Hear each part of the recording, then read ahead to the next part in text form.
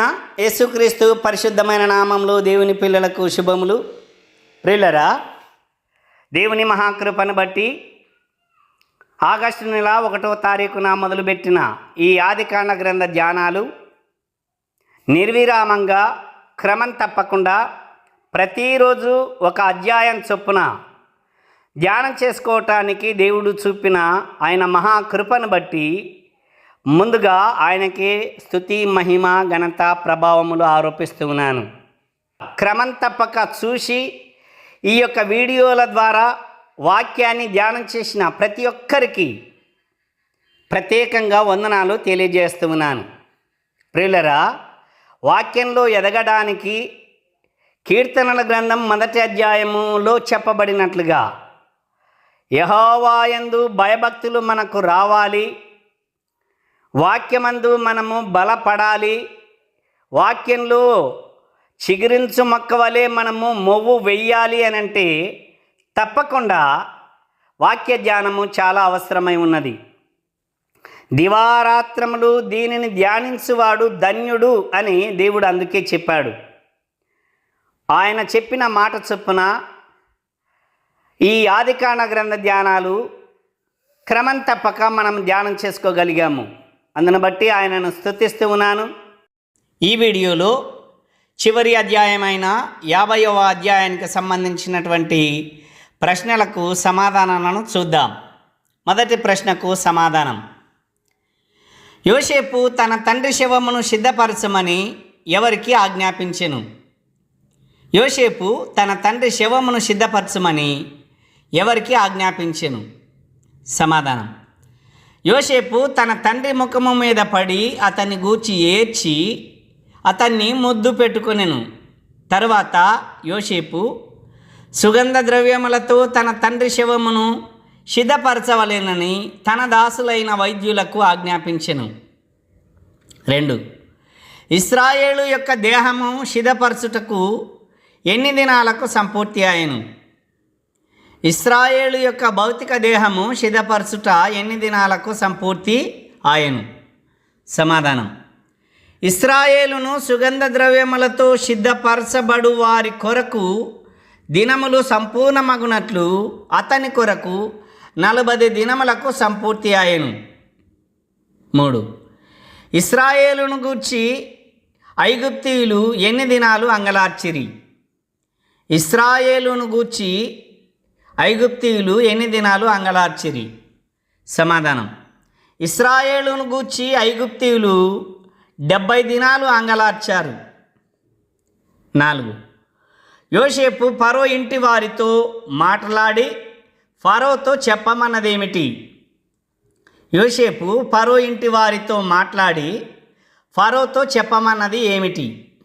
సమాధానం: మీ కటాక్షము నా మీద ఉన్న ఎడల మీరు అనుగ్రహించి నా మనవి ఫరో చెవిని వేసి నా తండ్రి నా చేత ప్రమాణము చేయించి, ఇదిగో నేను చనిపోవచ్చున్నాను, కానానులో నా నిమిత్తము సమాధి త్రవ్వించి తిని గదా, అందులోనే నన్ను పాతి పెట్టవలేనని చెప్పాను.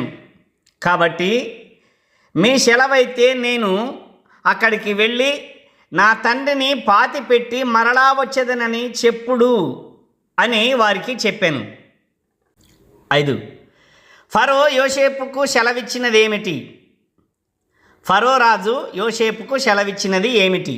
సమాధానం: ఫరో రాజు అతడు నీ చేత చేయించిన ప్రమాణము చొప్పున నీవు వెళ్ళి నీ తండ్రిని పాతి పెట్టుమని సెలవిచ్చాడు.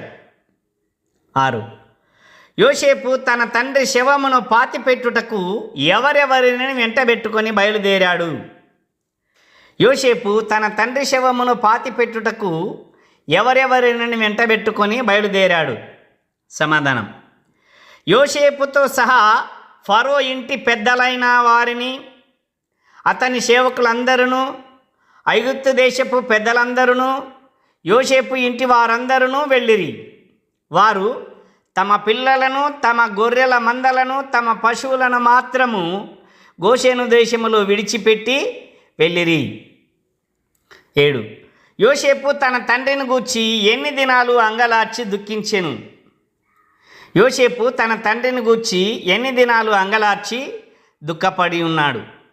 సమాధానం: యోసేపు తన తండ్రిని గూర్చి 7 దినాలు దుఃఖించాడు. 8. యోసేపు దుఃఖము చెందుట చూచి కనానీయులు ఏమని చెప్పుకొనిరి? యోసేపు దుఃఖించుట చూచి కనానీయులు ఏమని చెప్పుకొనిరి? సమాధానం: ఆ దేశమందు నివసించిన కనానీయులు యోసేపు కళ్ళమునొద్ద దుఃఖించుట చూసి ఐగుప్తీయులు అనుకున్నది ఇది మిక్కుటమైన దుఃఖమని చెప్పుకొనిరి గనుక దానికి ఆబేల్ మిస్రాయిము అను పేరు పెట్టబడెను. 9. ఆబేల్ అను మాటకు మూల భాషలో అర్థం ఏమిటి? ఆబేల్ అను మాటకు మూల భాషలో అర్థం ఏమిటి? సమాధానం: ఐగుప్తీయుల దుఃఖము. 10. ఇశ్రాయేలు యొక్క దేహము ఎక్కడ పాతిపెట్టిరి? ఇశ్రాయేలు యొక్క దేహము ఎక్కడ పాతిపెట్టిరి? సమాధానం: అబ్రహాము తనకు శ్మశానము కొరకు స్వాస్థ్యముగా ఉండు నిమిత్తము మమ్రే ఎదుట హిత్తీయుడైన ఎఫ్రోను నొద్ద కొనబడిన మక్పేళ పొలమందున్న గుహలో ఇశ్రాయేలును పాతిపెట్టారు. 11. తండ్రి మృతి పొందిన తర్వాత సహోదరులు భయముతో యోసేపుకు చెప్పుకున్నదేమిటి? తండ్రి మృతి పొందిన తర్వాత సహోదరులు భయముతో యోసేపుకు చెప్పుకున్నదేమిటి? సమాధానం: ఒకవేళ యోసేపు మన యందు పగబట్టి మనము అతనికి చేసిన కీడంతటి చొప్పున మనకు నిశ్చయముగా కీడు జరిగించును అనుకొని యోసేపుతో, నీ తండ్రి చావకమునుపు ఆజ్ఞాపించినదేమనగా, మీరు యోసేపుతో నీ సహోదరులు నీకు కీడు చేసిరి గనుక దయచేసి వారి అపరాధములను వారి పాపములను క్షమించుమని అతనితో చెప్పుడు అనెను. కాబట్టి దయచేసి నీ తండ్రి దేవుని దాసుల అపరాధములను క్షమించుము అనిరి. 12. యోసేపు తన సహోదరులతో చెప్పినదేమిటి? యోసేపు తన సహోదరులతో చెప్పినదేమిటి? సమాధానం: యోసేపు సహోదరులతో, భయపడకుడి, నేను దేవుని స్థానమందున్నానా? మీరు నాకు కీడు చేయను ఉద్దేశించితిరి గాని నేటి దినమున జరుగునట్లు అనగా బహుప్రజలను బ్రతికించినట్లుగా అది మేలుకే దేవుడు ఉద్దేశించెను.